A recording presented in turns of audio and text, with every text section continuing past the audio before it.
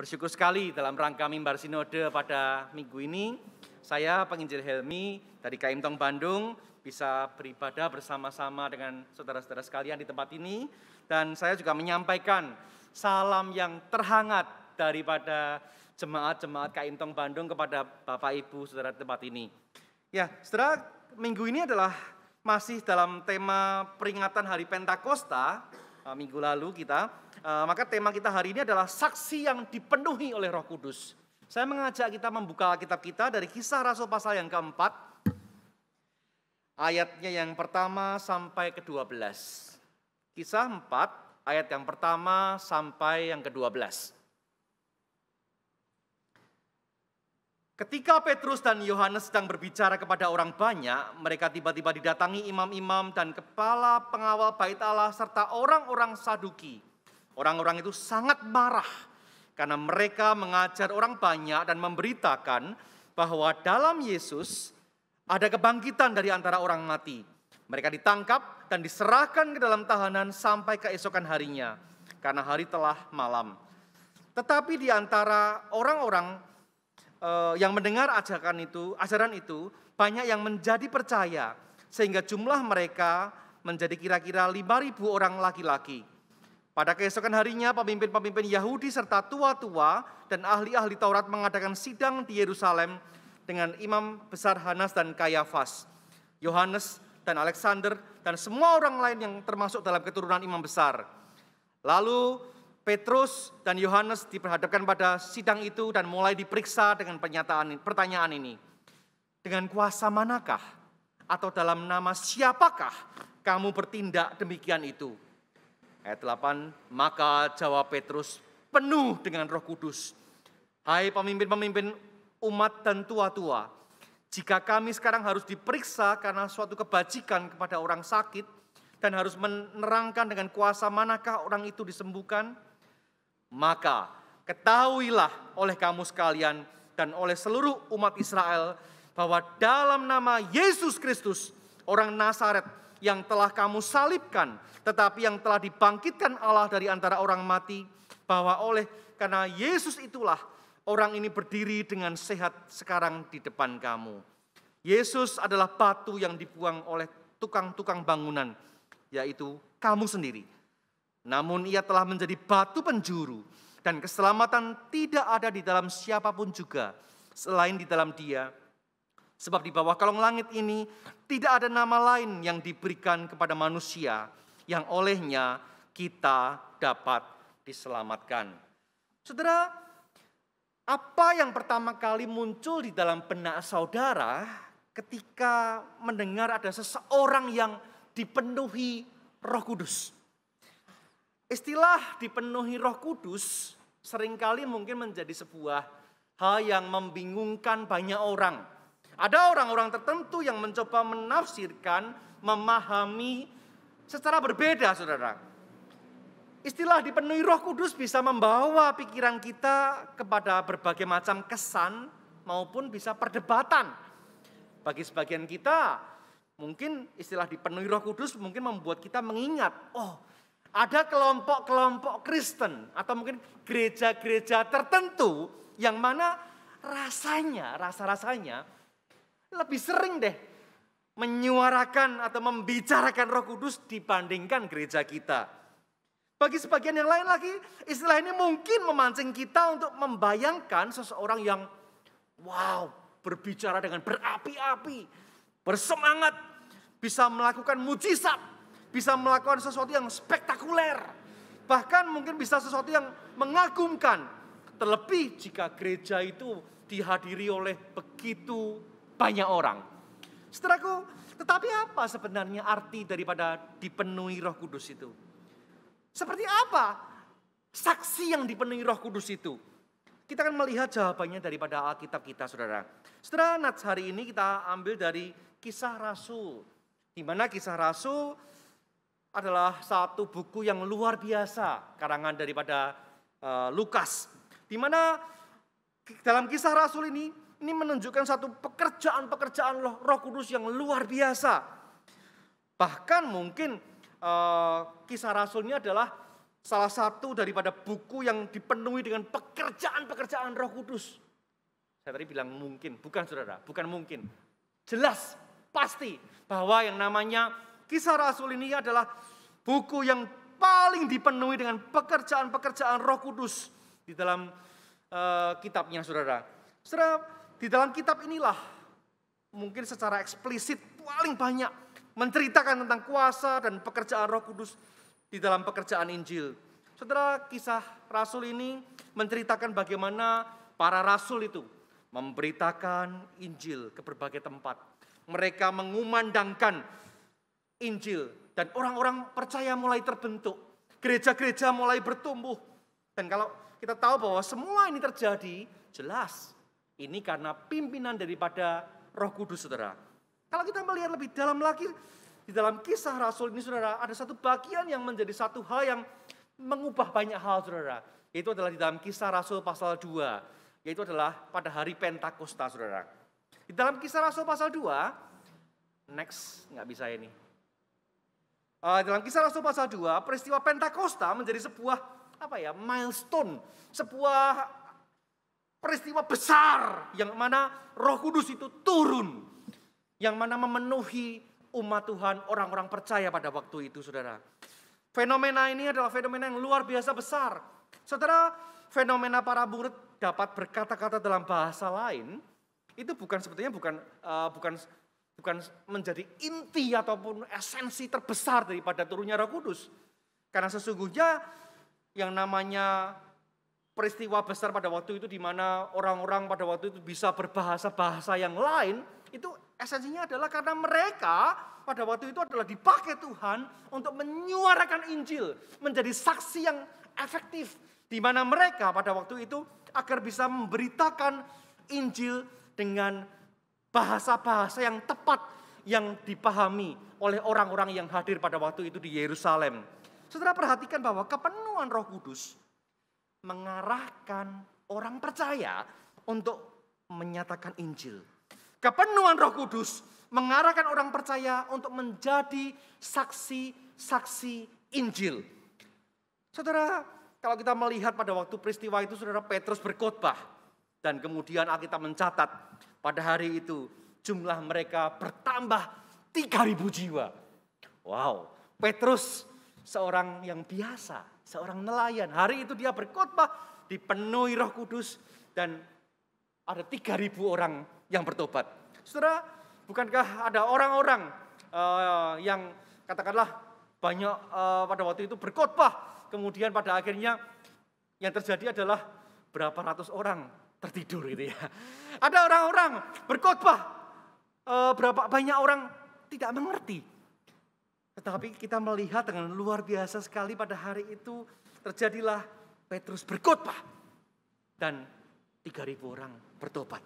Saudara, dalam nats yang kita baca tadi ada sebuah kata kunci, yakni kita temukan dalam ayat yang ke-8, saudara. Maka jawab Petrus yang penuh dengan Roh Kudus. Saudara, ini adalah satu frase kunci yang menjadi satu hal yang sangat terkait erat dengan tema kita hari ini.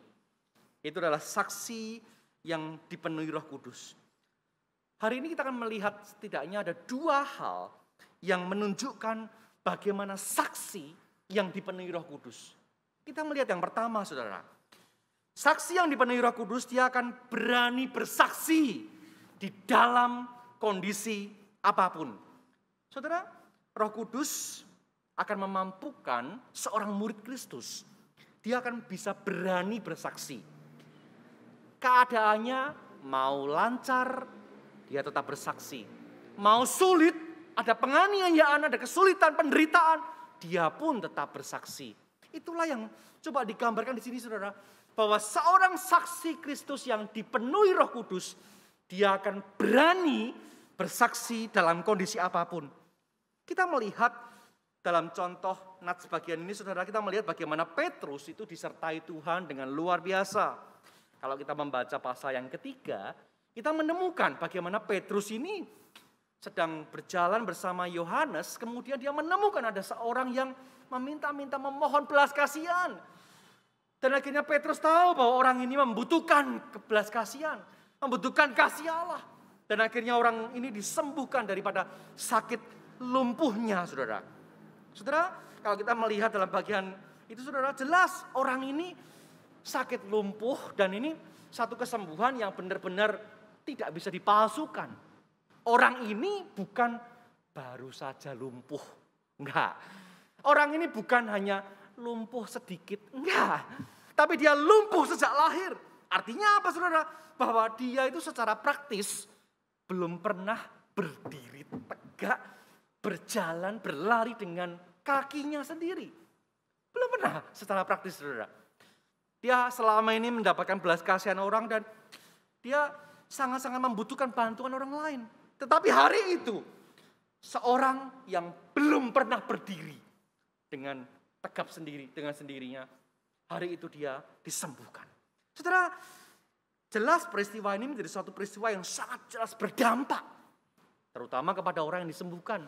Tetapi juga berdampak secara tidak langsung kepada orang-orang lain yang melihat peristiwa itu. Dan jelas peristiwa itu tidak diabaikan. Kesempatan momen itu tidak disia-siakan oleh Petrus. Segera Petrus berkhotbah. Petrus mengambil kesempatan itu menyaksikan Injil. Dia bersaksi di dalam sebuah situasi yang sangat memungkinkan untuk banyak orang lebih mendengar tentang Yesus. Dan dikatakan dalam Alkitab, di antara orang yang mendengar ajaran itu, banyak yang menjadi percaya. Sehingga jumlah mereka menjadi kira-kira 5.000 orang laki-laki. Saudara, jumlahnya sudah nambah lagi, saudara. Di Pentakosta 3.000. Sekarang ini di peristiwa ini 5.000. Ada tambahan-tambahan yang begitu besar. Ini menggambarkan sebuah situasi-situasi yang lancar, saudara. Tetapi ternyata di dalam kondisi ini kita melihat bagaimana kebenaran ini dinyatakan. Kita seringkali itu lupa kalau kita lagi lancar, lagi diberkati Tuhan, lagi tidak ada masalah, kita itu malah lupa biasanya. Kita seringkali melalaikan tugas-tugas tanggung jawab kita menjadi saksi Tuhan. Padahal kalau yang namanya kita itu lagi lancar, lagi diberkati Tuhan, bukankah itu adalah kesempatan yang wow, tidak tergantikan untuk kita bisa menyaksikan, kita punya peluang. Kita selama masih punya kesempatan untuk menyaksikan Injil, maka harusnya kita pakai kesempatan yang nyaman itu, yang lancar itu. Karena tidak selalu lancar, saudara. Kalau kita melihat dalam bagian selanjutnya, ternyata pemberitaan Injil yang dilakukan Petrus ini, dia ternyata ada berdampak yang sangat beresiko sekali. Petrus ditangkap oleh pengawal bait Allah. Dan akhirnya kita tahu bagaimana mereka diadili, saudara. Saudara, Petrus ini ditangkap oleh orang-orang Saduki, saudara. Pengawal bait Allah juga jelas-jelas ini suruhan daripada pemimpin-pemimpin agama pada waktu itu. Orang Saduki di dalam Injil Matius, kalau kita melihat, menyelidiki, mereka itu adalah orang-orang yang tidak percaya kebangkitan. Nah, mendengar Petrus dan Yohanes ini yang menyeru-nyerukan tentang Yesus yang bangkit, wah itu membuat kuping mereka itu begitu panas ya. Hati mereka, ini betul-betul kurang ngajar orang-orang ini. Orang-orang ini betul-betul nggak benar ini, menyesatkan banyak orang ini. Dan terlebih lagi apa, saudara? Pamor mereka pun mulai terkikis, habis gitu ya. Karena banyak orang mulai matanya bukan lagi terarah kepada orang-orang Saduki, para pemimpin agama, pemimpin-pemimpin gereja pada waktu itu. Bukan, saudara. Tapi mereka lebih terarah kepada Petrus, Yohanes, dan para rasul-rasul yang lain. Yang mana gerakan kekristenan ini menjadi sesuatu yang luar biasa pada waktu itu. Saudara, mereka begitu kebakaran jenggot rasanya. Mereka merasa, wah ini harus dihentikan semuanya ini. Dan itulah, saudara, mereka menangkap Petrus dan Yohanes, saudara. Saudara, kita tahu ada orang-orang kadang-kadang memang bisa marah kepada kita. Mungkin marah karena berbagai macam hal. Mungkin kita menyinggung perasaan dia. Mungkin ada perbedaan pendapat yang menyulut sampai dia sangat-sangat terpojok sehingga pada akhirnya dia marah. Mungkin karena kita tidak memenuhi keinginannya, orang bisa marah. Ada berbagai sebab orang marah. Tetapi ada satu kemarahan yang disebabkan karena apa? karena berita yang kita sampaikan.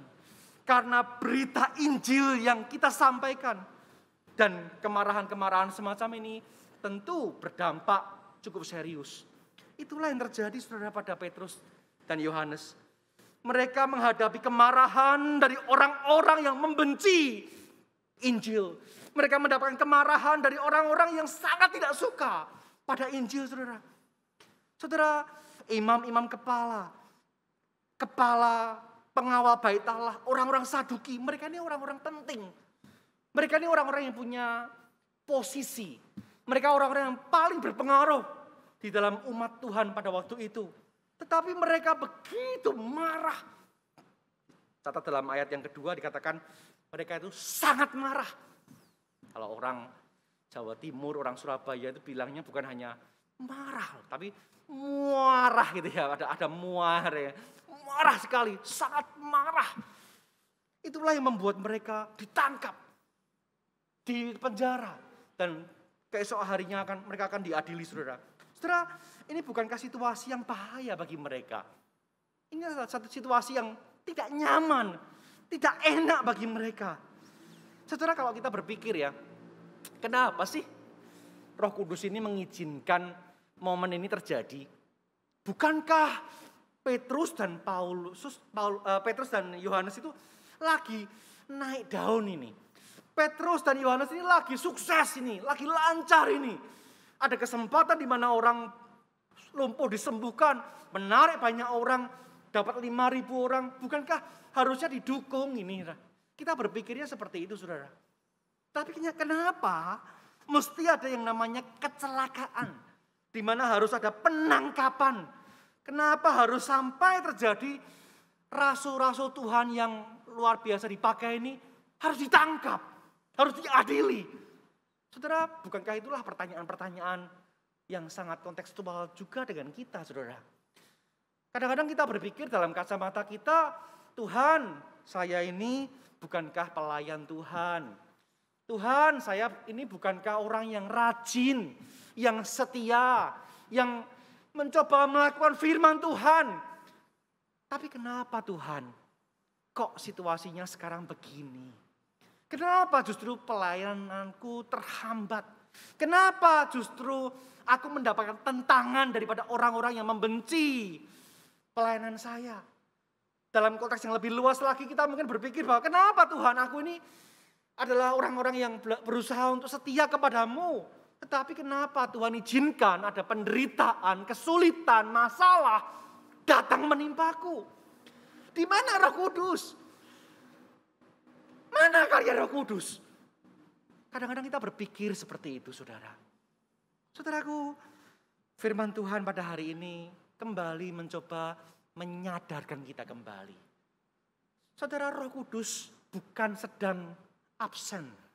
Roh Kudus bukan sedang pergi melalaikan tugasnya ataupun melupakan kita. Bukan, saudara.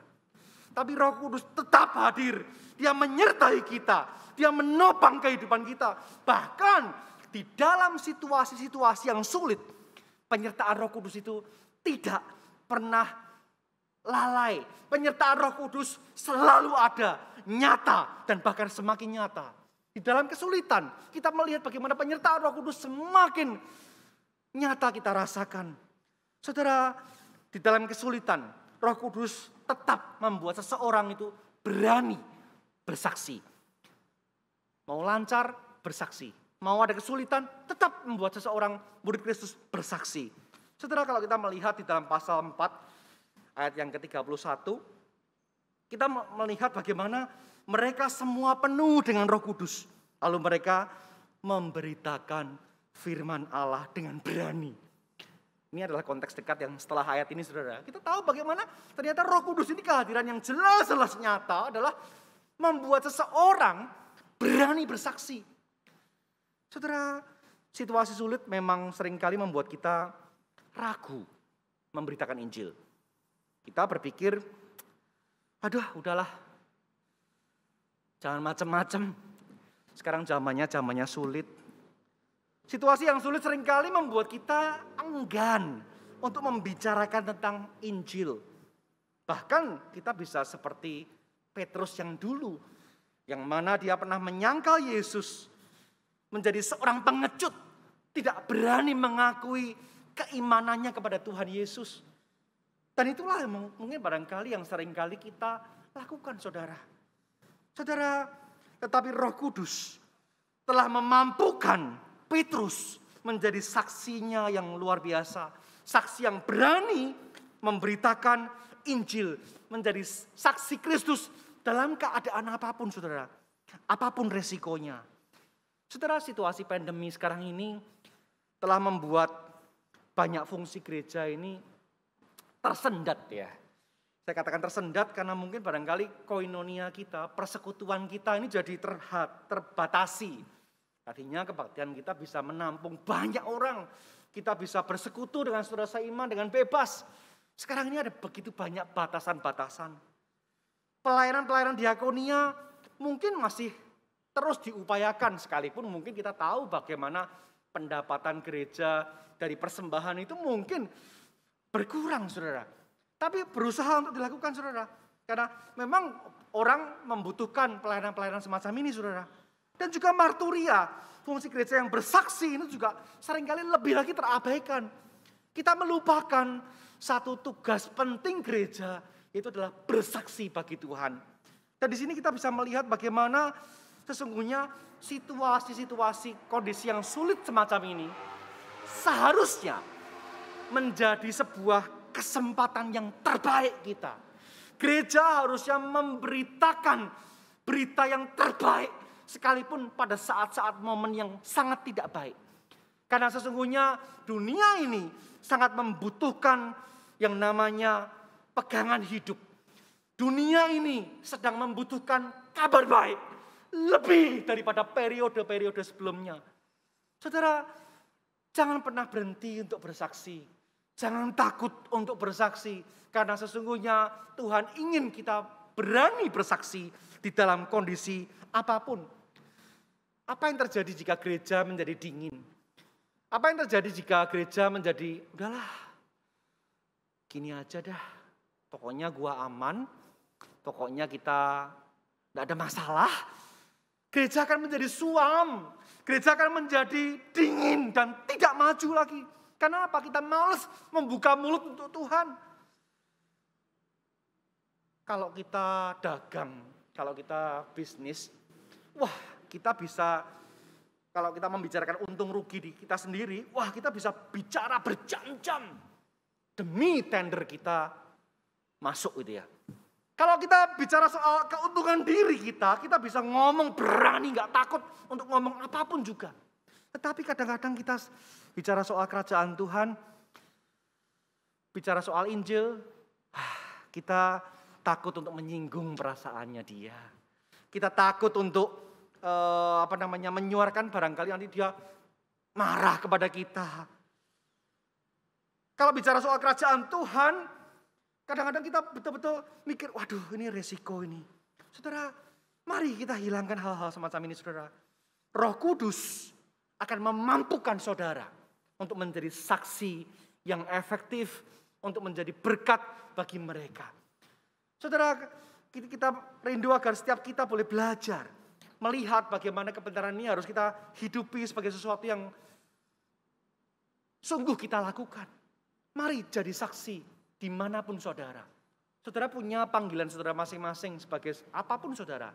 Sebagai seorang guru, pedagang, apapun saudara, dokter, seorang insinyur, apapun kita.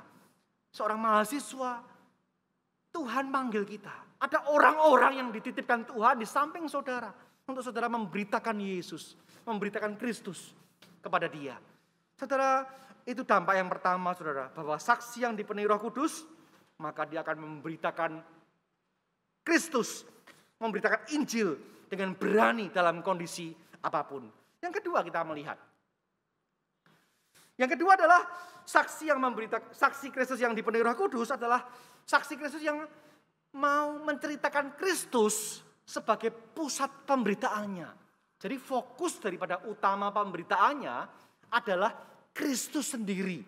Saudara, kita bisa melihat bagaimana Petrus dan Yohanes yang ditangkap itu Pada akhirnya besoknya diadili, saudara.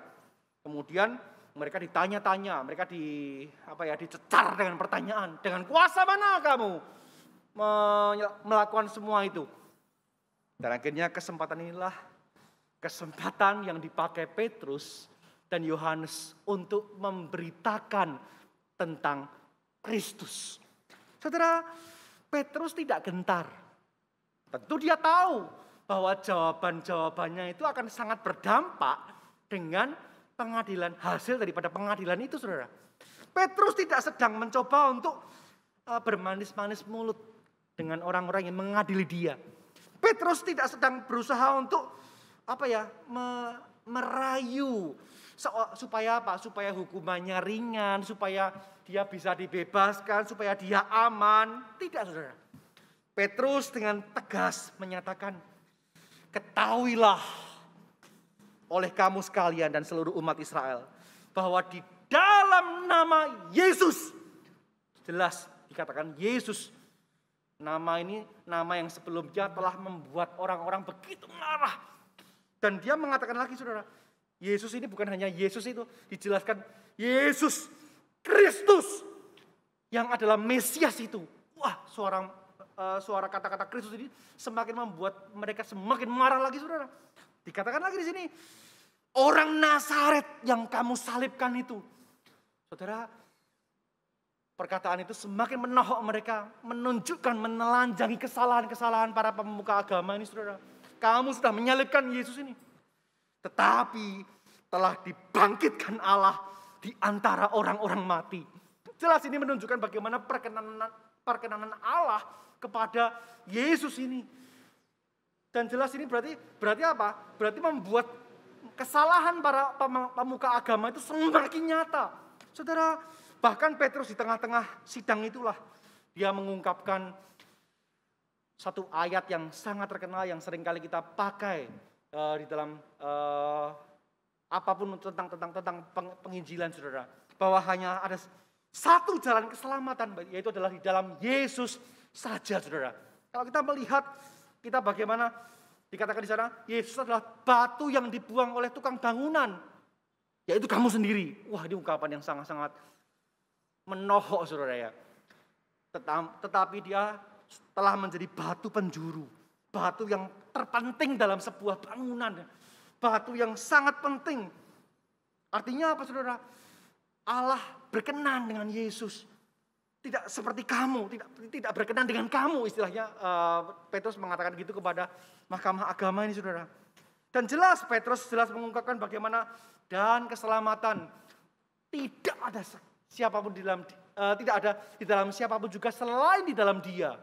Bayangkan, pernyataan-pernyataan ini adalah sebuah pernyataan-pernyataan yang mutlak, yang final, yang tidak memberikan peluang kepada yang lain. Tidak ada alternatif lain. Saudara, perkataan-perkataan yang diungkapkan Petrus ini betul-betul sangat kristosentris. Sangat-sangat berpusat kepada Kristus. Saudara, ini sebuah berita kesaksian seorang saksi yang benar. Saksi yang dipenuhi oleh Roh Kudus, saudara. Yang terpenting dalam pemberitaan, puncak daripada pemberitaan, daripada kesaksian seorang Kristen seharusnya adalah Kristus sendiri, saudara.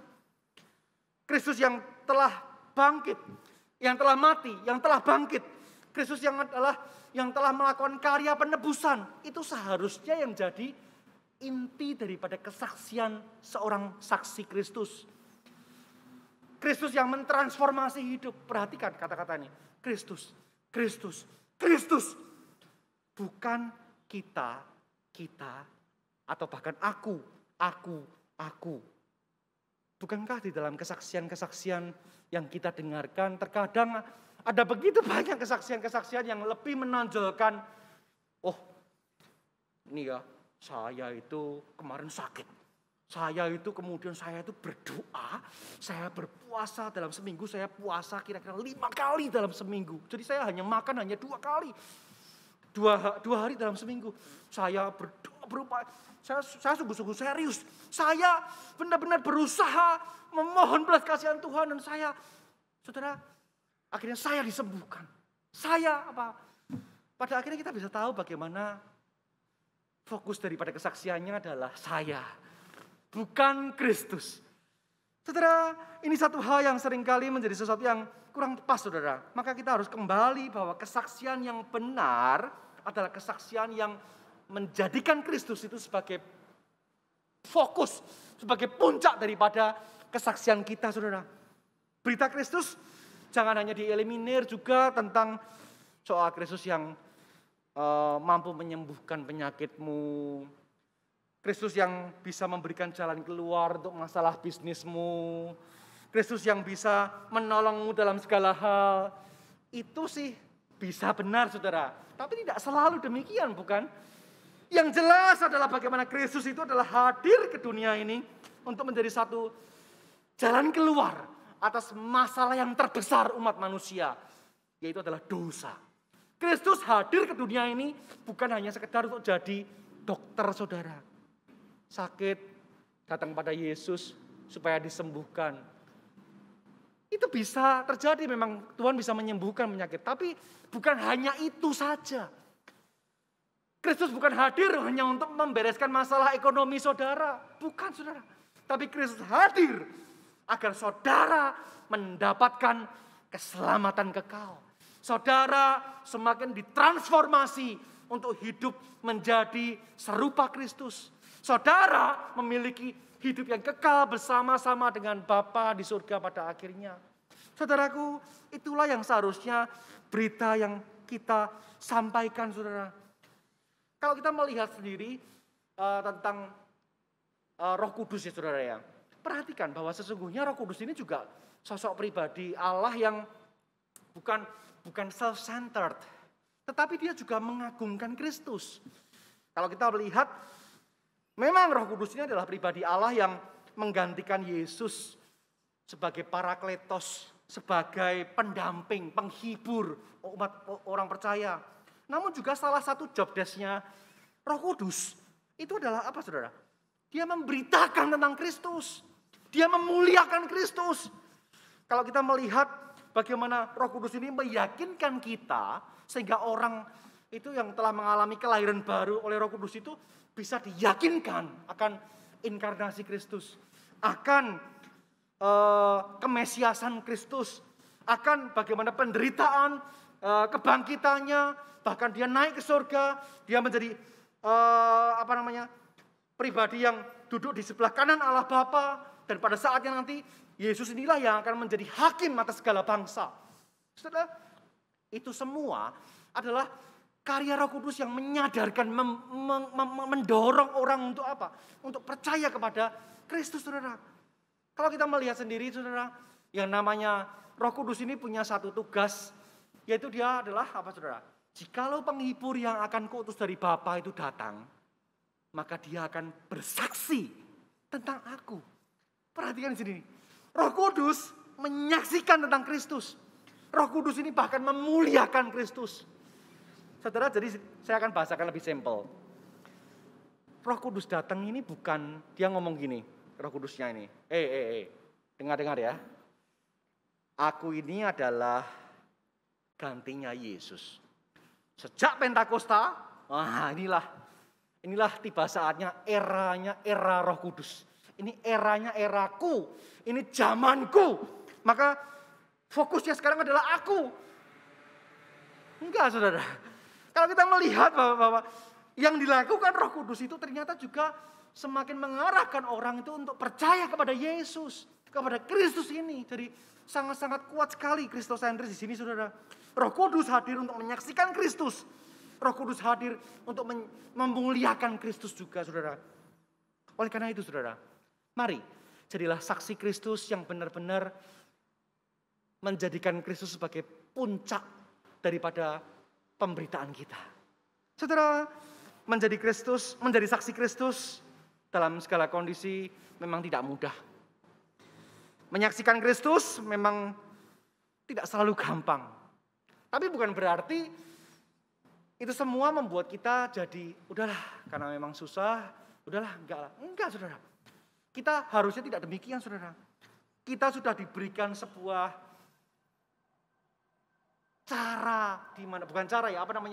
pertolongan terbesar, yaitu adalah Roh Kudus dalam diri kita untuk menjadi saksi Kristus yang berani. Dan di sanalah seharusnya setiap kita benar-benar menjadi saksi yang sungguh-sungguh di hadapan Tuhan. Saudara, seringkali yang membuat kita berpikir keras, berpikir 2 kali, 3 kali, 4 kali, bahkan mungkin berpikir 100 kali untuk memberitakan Injil kepada orang-orang yang terdekat dengan kita, adalah kita berpikir gini, saudara. Kalau saya memberitakan Kristus kepada dia nanti gimana ya? Apakah dia mau percaya apa enggak ya? Apakah dia pada akhirnya nanti dia berubah pandangannya pada saya? Saudara, intinya adalah kita mungkin salah fokus, saudara. Kita seringkali berfokus pada bagaimana orang itu supaya bisa percaya kepada Yesus. Supaya mengalami kelahiran baru. Sorry saudara, salah fokus saudara.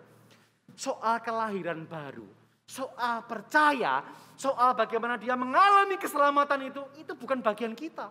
Bagian kita adalah cuma menyaksikan Kristus kepada dia, saudara. Ada salah satu hal yang saya dapatkan dari seorang bernama James F. Engel, saudara. Dia ini membuat sebuah skala, itu adalah skala seperti ini, saudara. Tahap-tahapan untuk membawa orang semakin dekat kepada Yesus, kepada Kristus.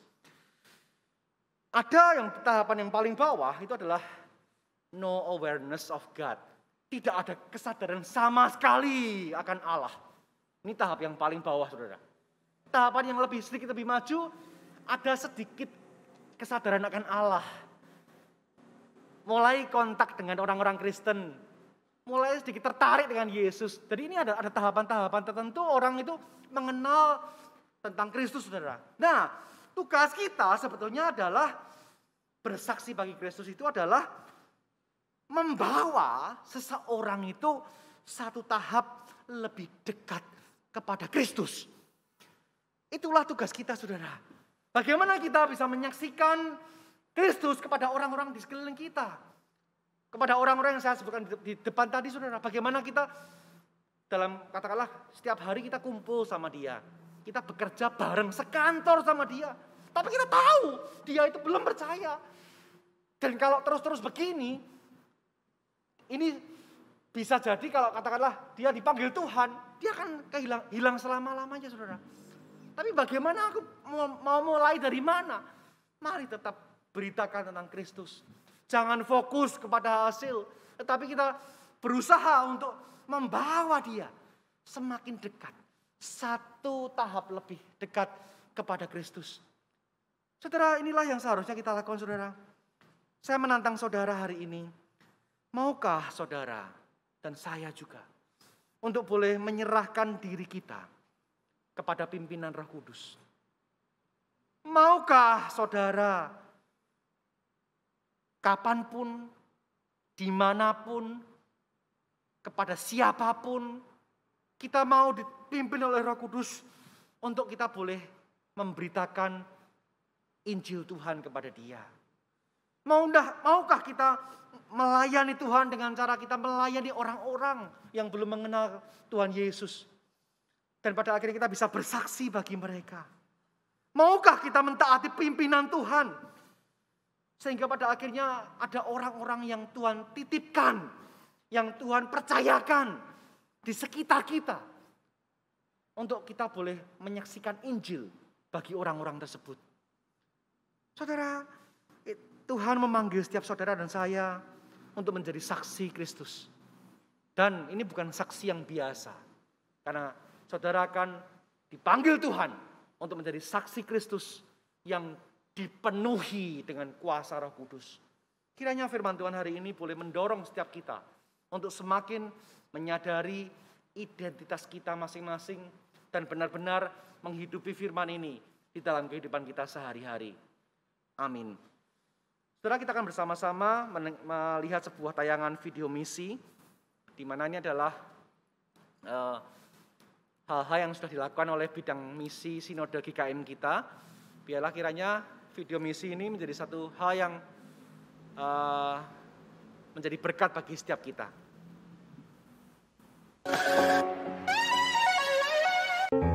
Shalom jemaat yang terkasih.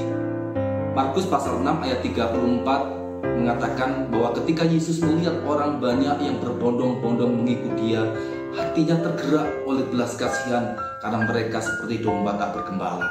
Ketika hari mulai malam dan mereka mulai lapar, maka Yesus berkata kepada murid-muridnya, "Kamu yang harus memberi mereka makan." Jemaat yang dikasihi oleh Tuhan, di luar sana begitu banyak orang yang saat ini sedang dibelenggu oleh dosa dan mereka sedang berjalan menuju jurang kebinasaan.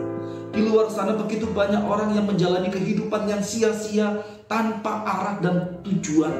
Di luar sana begitu banyak orang yang sebetulnya hatinya berada dalam kekosongan. Mereka memiliki banyak hal di dunia ini, tapi ada sesuatu yang kosong dan mereka tidak tahu bahwa kekosongan itu hanya bisa diisi oleh Yesus. Pandemi yang berkepanjangan, penderitaan dan kesulitan hidup membuat mereka menjadi orang-orang yang dikatakan letih, lesu, dan berbeban berat, putus asa dan hilang harapan. Mereka adalah orang-orang yang sama seperti domba-domba yang tak bergembala.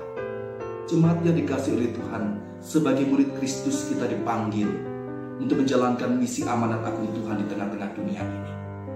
Sebagai orang percaya kita dipanggil menjadi terang dan garam bagi orang-orang yang hidup di dalam kegelapan dosa. Sebagai gereja kita dipanggil untuk menjadi saksi-saksi Tuhan yang memberitakan perbuatan-perbuatan Allah yang ajaib bagi dunia ini. Mari, saya mengajak gereja-gereja dalam lingkup Sinode GKI. Pandang sekelilingmu, ladang sudah menguning dan siap dituai. Mari kita bersama-sama menyatukan derap langkah, menjalankan misi amanat agung Tuhan, menjalankan pelayanan yang holistik kepada dunia bagi kemuliaan Allah. Amin.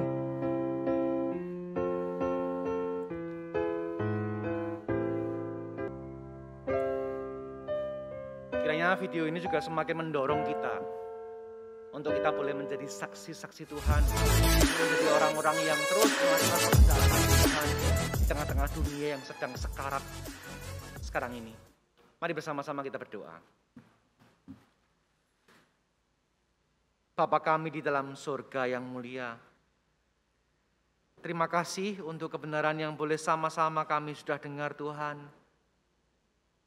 Pimpin setiap kami untuk menjadi orang-orang yang melakukan firman Tuhan, untuk menjadi orang-orang yang terus mengumandangkan Kristus, bukan saja dalam hidup kami keseharian Tuhan, tetapi lewat bagaimana kami menyatakan Kristus secara jelas kepada orang-orang yang belum percaya, sehingga pada akhirnya mereka boleh betul-betul mendengar Injil secara utuh, dan mereka benar-benar pada akhirnya mengalami anugerah Tuhan di dalam perkenanan Roh Kudus yang melahirbarukan mereka. Pimpin setiap kami Tuhan, agar kami boleh menjadi saksi-saksi-Mu yang dipenuhi oleh Roh Kudus. Kami tidak bersandar pada kemampuan diri kami sendiri, tetapi kami benar-benar bersandar pada kuasa Roh Kudus yang memampukan kami, yang memberanikan kami, yang menolong kami untuk bisa menjadi saksi-saksi yang efektif kepada orang-orang di sekeliling kami. Terima kasih Tuhan. Di dalam nama Tuhan Yesus kami berdoa. Amin.